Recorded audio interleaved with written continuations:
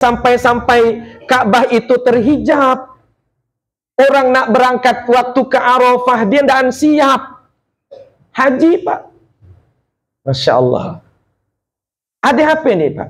Ternyata setelah diinterogasi, berangkat ke sana masih membawa perkara syirik, Pak. Na'udzubillah min dzalik, Pak. Na'udzubillahi min dzalik. Bayangkan Allah dah sebutkan dalam Quran, inna syirka la zulmun azim. Syirik itu dosa yang paling besar. Allah tidak suka, Pak, kita datang ke Sinun padahal kita sudah berakad la ilaha illallah. Ternyata kita membawa pelindung selain Allah Subhanahu wa taala. Dua. Yang ketiga, innal hamda. Innal hamda. Segala puji hanya milikmu ya Allah. Artinya apa? Bawalah hati yang tawadhu.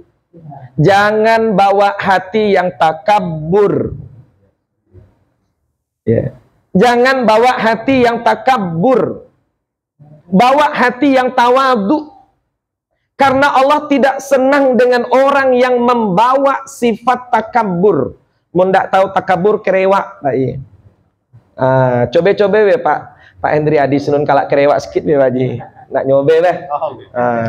Kerewak sikit. Tuh ada kisah, Pak, mohon maaf. Mohon maaf ini kasus juga di waktu haji. Pak Ustadz boleh ceritakan, dibilang pengalaman saya betul-betul di sana tidak boleh sombong. Dia mau berangkat ke haram, Pak. Kata istrinya, Mas, bawa payung. Panas. Dahlah, enggak apa-apa kan ya. Biasalah panas. Masya Allah, Pak. Baru kurang lebih 100 meter ninggalkan hotel, madam kalau bahasa kita ya, Pak. Oke, madam, Pak. Bukan lagi sakit kepala dah madam-madamnya baik. Madam. Nah, sampai dia terduduk, Pak. Ya, sampai terduduk. Mundah madam macam itu, mohon maaf, paracetamol tidak mampan. Tidak mampan, Pak. Hanya sige obatnya, Pak. Minta ampun dengan Allah. Sige dong, Pak. Ada aja orang berangkat ke haram. Tunggu be, ya dekat je be. Seorang pun bisa, Masya Allah, Pak. 3 hari tidak balik-balik ke hotel, Pak. Ini mohon maaf. Coba be, Pak, kalau Sinun baik. Sikit ya, tidak percaya. Ya. Wallahu sari'ul hisab. Kalau di tanah haram itu, Pak, cepat sekali Allah bikin perhitungan dengan kita. Ya sebetulnya kita di situ, Pak, ya sampai jua sebetulnya. Sampai jua. Tapi kita bukan di tanah haram. Allah tidak senang kepada siapapun kita yang di dalam hati kita memiliki sifat takabur, walaupun kata Rasulullah sekecil biji zarrah. Kerewak sikit, Pak. Allah tidak suka ya, pergi kerewak batok. Nah, ini mohon maaf, Pak ya. Ya Allah, ini nih innal hamda. Pesan Allah, sesungguhnya segala puji hanya milikmu ya Allah. Hadirkan hati yang tawadhu. Kemudian yang keempat, wan ni'mata. Wan ni'mata. Segala kenikmatan hanya milikmu. Hanya darimu ya Allah. Artinya apa, Pak?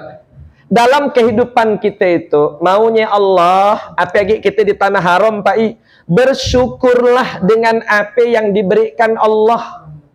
Sekecil apapun nikmat yang diberikan Allah pada kita, syukuri. Tanda orang syukur, kalau diberi nikmat, sodah nak komen-komen nang buruk. Nah ya, Pak, tanda orang syukur. Kan biasa ada orang, Pak I, dihidangkan itu, ya Allah, kita tawar be Pak Haji, si anke garam di Singkawang tuh i. Masya Allah, tawar sikit namanya Pak, tapi komentarnya padas. Ya, iya, Masya Allah, macam-macam komentar. Ada yang komentar dengan hotel, selama di hotel tidak tenang.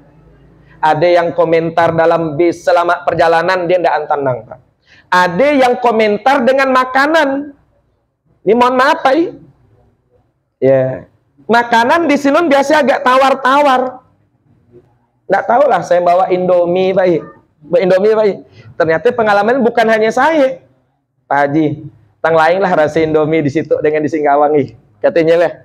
Nah, kita tanya seorang sami, tanya seorang sami, tanya seorang sami. Mungkin faktor alam kali, Pak.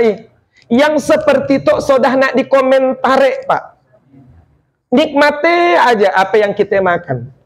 Itu pengalaman jemaah umroh, baik. Pun tak percaya kalau Bapak boleh coba, Pak. Begitu sampai di Makkah nih, Pak, tiap kali makan komentar dengan makanan tidak betul. Merasa apa, rasa tidak betul. Tang mulutan juga mulut nih, Pak, retok kalau bahasa kita, Pak. Apa yang terjadi, Pak Haji? Hanya sehari Allah izinkan makan di Makkah. Selebihnya apa makanannya, Pak? Infus. Makanannya apa, Pak? Nah, pakai infus. Sampai balik ke tanah air. Di mana baru dibuka nafsu makannya? Di Cengkareng, di Bandara Soekarno-Hatta. Bayangkan, Pak, selama berada di tanah haram, Allah tidak izinkan dia menikmati makanan-makanan di sana. Kenapa? Tidak bersyukur kepada Allah. Pun tak percaya, Pak Hendri, boleh dicoba kalau, Pak. Ya, boleh dicoba. Nah, ini mohon maaf ini, karena Allah yang menyuruh kita bersyukur. Kita ambil contoh lah, malam hari itu Pak Hendri menyediakan kita makanan, Pak. Kalau yang hari itu tidak ada komentar-komentar yang tidak baik, Pak Hendri senang menghidangkan makanan. Coba umpamanya ada yang komentar daan baik dengan makanan tuh, kata Pak Hendri, kalau balik daging kusaruk dia. Ini mohon maaf, ini betul, Pak. Ya, betul, ini Allah menyuruh kita mensyukuri nikmat Allah. Yang terakhir dalam kalimat talbiyah itu, laka wal mulk, laka wal mulk, segala kekuasaan hanya di tanganmu ya Allah. Segala kekuasaan hanya milikmu ya Allah. Artinya apa, Bapak Ibu? Allah berkuasa atas diri kita semua, Pak. Gampang Allah nak memberikan kebahagiaan untuk kita. Gampang Allah nak menyehatkan kita, Pak. Tapi gampang pula Allah nak memberikan sakit dengan kita. Ya, gampang bagi Allah. Kenapa? Karena kekuasaan hanya di tangan Allah. Kadang di sini ada yang diuji. Maka biasa dalam manasik saya pesankan betul-betul dengan jamaah. Biasa terjadi ketika umroh pertama, tawaf pertama, Pak. Nak haji ke, nak umroh ke, kasusnya hampir sama. Apa? Terpisah dengan rombongan. Terpisah dengan rombongan. Kenapa jamaah haji itu diberi sal? Ibu Haji, diberi sal, diberi tanda supaya ndaan berpisah dengan kawan-kawan.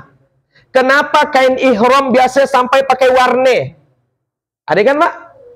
Indonesia atau namanya travel. Supaya ndaan terpisah. Tapi kalau Allah berkehendak, bisa terjadi tidak terpisah, Pak? Oh, sangat bisa, Pak. Sangat bisa. Kadang bisalah Allah menguji. Kalau kita terpisah dengan rombongan, Allah ingin uji. Kemanalah tempat kita bersadu? Kalau orang yang tidak kuat akidahnya, Pak, siapa yang dia salahkan? Yang tukang pandu, ketua regu, ketua rombongan. Dia nyalahkan orang, Pak. Di situ kadang Allah uji. Padahal itu sebuah keputusan yang salah. Seolah-olah Allah ingin menguji kita di sana. Kita sudah setiap hari sholat 17 rakaat yang fardu, 17 kali kita berazam, berakad dengan Allah. Apa? Iyyaka na'budu wa iyyaka nasta'in. Kita bikin pernyataan, ya Allah, hanya kepadamu kami beribadah, hanya kepadamu kami minta tolong. Ketika terpisah di putaran tawaf, ngape yang di hati kita, kemanilah kawanku? Memanglah biar tuh ditinggalkannya aku seorang. Ngerepek dalam hati, Bapak Ibu sekalian. Padahal kita berada di depan, di samping Ka'bah. Kenapa kita tidak mengadu dengan Allah? Ya Allah, aku terpisah dengan rombonganku, ya Allah. Ketemukan aku lagi, ya Allah. Insya Allah, Bapak Ibu. Contoh kasus, Pak, saya belum alhamdulillah belum ada diuji-uji yang berat-berat macam itu, Pak. Tapi Abah Rasni pernah cerita dengan saya. Ini boleh, Bang, dibilang jadi bahan tausiah. Satu hari kata Abah kan sering ke sana bawa umroh. Kacamata saya nih kata Abah lepas waktu tawaf ya Baji. Waktu tawaf. Bapak-bapak bayangkan kalau kacamata jatuh saat kita bertawaf di Ka'bah. Gimana Pak? Bukan lagi hancur Pak Pijai, ramok Pak. Ramok. Nah, bisa ramok Pak. Orang saja terjatuh kena injak-injak Pak. APG kacamata ramok. Tapi saat itu terkoneksi hati dengan Allah. Ya Allah, kacamataku jatuh kata Abah. Kalau ia masih rezekiku, aku minta ketemukan dalam keadaan utuh. Kalaupun tidak, aku ikhlaskan kepadamu ya Allah. Awal lanjut tawaf. Ketemu dengan kacamata ini dalam keadaan utuh. Tapi suatu hari Pak, ada ibu-ibu menangis di Masjidil Haram, menangis. Wan-wan nangis Pak, dari Jawa Pak. Ditanya, Mbah kenapa nangis? Saya terpisah dengan suami saya Mas, dia bilang. Udah 3 hari saya tidak kembali ke hotel. Ya. Diajak Pak, ayo tawaf. Ayo tawaf, ikut tawaf. Berdoa di Ka'bah. Masya Allah. Begitu putaran kelima tawaf, ketemu lakinya Pak. Ketemu lakinya saat bertawaf di Ka'bah. Jadi dalam hidup ini, Allah kadang uji, kemanilah kita ngadu, kalau Allah uji kita dengan persoalan. Itulah di surah Al-Fatihah tuh Pak. Iyyaka na'budu wa iyyaka nasta'in. Dalam kalimat talbiyah, lakawal mulk. Segala kekuasaan hanya di tanganmu ya Allah. Maka segala sesuatu dalam kehidupan ini Bapak Ibu, kembalikan semua kepada Allah Subhanahu wa ta'ala. Ialah pesan di dalam kalimat talbiyah, pesan untuk kita semua Pak, lebih-lebih kepada Pak Hendriadi, Ibu Tawilah yang akan menunaikan ibadah umroh. Mudah-mudahan pesan-pesan di kalimat talbiyah ini dapat menjadi acuan di dalam